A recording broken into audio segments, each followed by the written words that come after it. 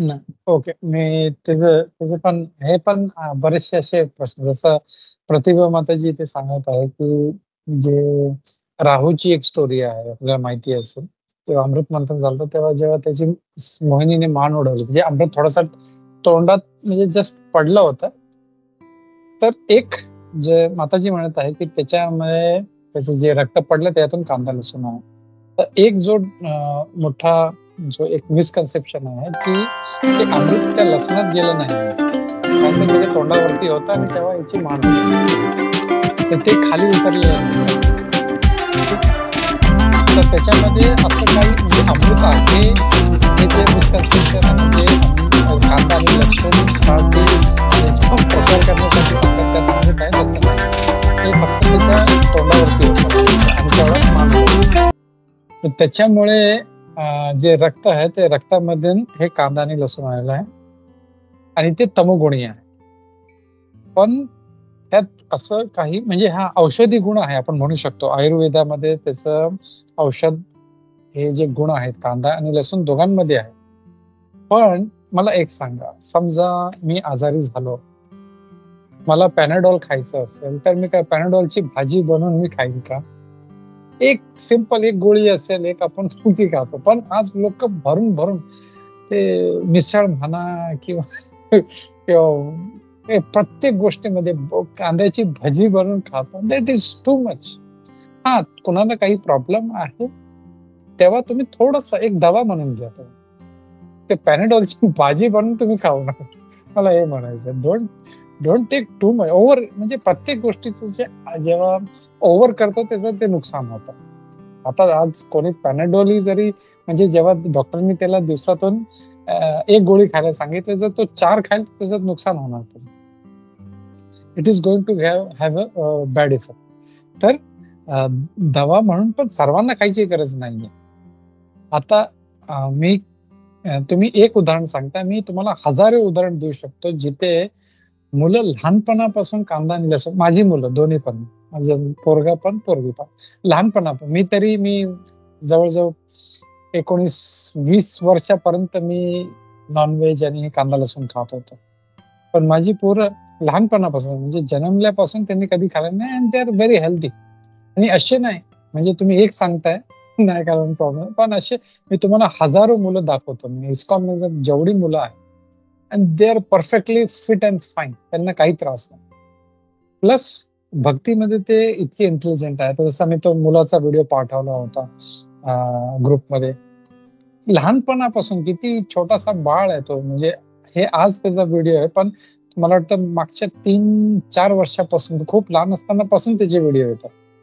तर भक्तीमध्ये किती प्रगत आहे तो. म्हणजे त्याच्यासारखं म्हणजे तो जप करतो रोज 16 माळा, भगवद्गीता वाचतो, त्याला श्लोक माहिती आहे. कोण त्याला प्रश्न विचारायला की तो लहान बाळ, तो मला वाटतं किती 4-5 वर्षाचा बाळ असेल, पण तो लगेच उत्तर देतो फटकन त्याला.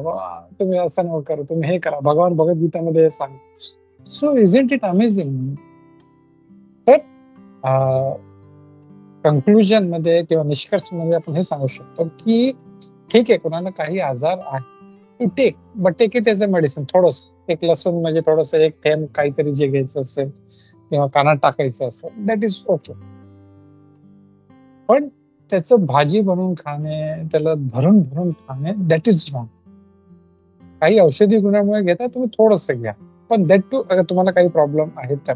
आणि मी सांगतो इस्कॉनमध्ये तुम्ही कुठल्याही इस्कॉन मंदिरामध्ये जा. कधीही त्याच्यात कांदा लसूण नसतो. It is so tasty. काही लोकं म्हणतात टेस्ट येते त्याच्यामुळे, कांदा लसूणमुळे. पण हं.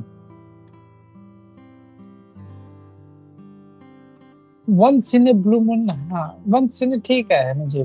पण त्यासाठी पण मेडिसिन्स आहे. म्हणजे तुम्ही आता मला काय म्हणायचं, काही लोकं कांदा लसूण खायचंय म्हणून ते एक एक्सक्यूज देतात. मला मला हा आजार आहे. त्यासाठी मेडिसिन्स आहेत. कारण आपल्याला भक्तीमध्ये पुढे जायचंय. असं नाहीये की कांदा लसूण खाऊनच माझा आजार ठीक होणार आहे. त्यासाठी भरपूर दुसरे पण सप्लिमेंटरी आहेत. दुसरे काय म्हणतात त्याला काहीतरी दुसरे रिप्लेसमेंट आहे. ते घेऊ शकतो. पण काही लोकांना कांदा लसूणच खायचंय म्हणून ते बोलतात, "नाही मला हा आजार आहे, मी कांदा लसूण खाल्लं तर बरं होईल." पण you can take supplements, you can take replacements. तुम्हाला भक्तीमध्ये पुढे जर नाही जायचं आहे तर इट इज ओके, पण जर भक्ती करायची असेल आपल्याला तर आपल्याला हे तमोगुणी वस्तू जे पदार्थ आहेत ते सोडावं लागेल, नाहीतर आपल्याला पुढे जाता येणार नाही. हरे कृष्ण. हरे कृष्ण. थँक्यू प्रति माताजी. खूप चांगला आणि खूप महत्वपूर्ण प्रश्न विचारला. हरे कृष्ण. बरोबर बरोबर मीच सांगतो.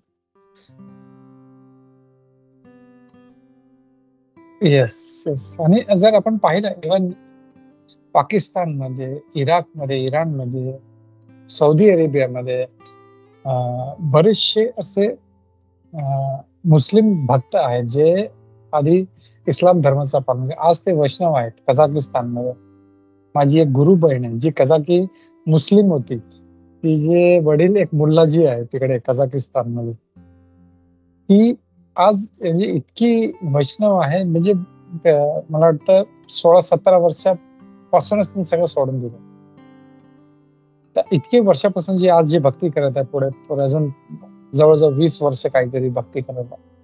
तर त्यांना काही त्रास नाहीये आणि किती भक्तीमध्ये प्रगत आहे. आपण जर पाहिलं वृंदावनला गेलो, मायापूरला गेलो, असे पवित्र स्थळी गेलो तर हे सगळे भक्त किती आपण तरी विचार करतो, की मी धोती घालू की नको, मी साडी घालू की नको, किंवा मी हे शिखा ठेवू की नको, तिलक लावायला पण विचार करतो. पण हे लोक भक्त एकदा त्यांना समजलं, की हा एक मार्ग आहे, ते सगळं सोडून त्या मार्गावरती एकदम फोकसपणे लागतात. जसं प्रभुपादजी म्हणतात डिसिप्लिन, मिलिटरी डिसिप्लिन. तसं आपल्याला ते मिलिटरी डिसिप्लिन आणल्याशिवाय आपल्याला ते भक्तीमध्ये पुढे जाता येणार नाही. हरे कृष्ण. तर धन्यवाद खूप खूप प्रतिमा माताजी. हरे कृष्ण. हरे कृष्ण. ठीक आहे. चला, अजून कोणाचे काही प्रश्न नसेल तर आपण थांबूया इथे आणि पुढच्या गुरुवारी आपण भेटूया. हरे कृष्ण. भगवद्गीता यथारूप की जय.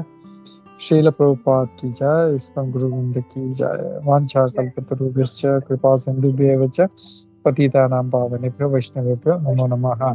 अनंत कोटि वैष्णव की जय. हरे कृष्णा. थँक्यू. हरे कृष्णा प्रभुजी.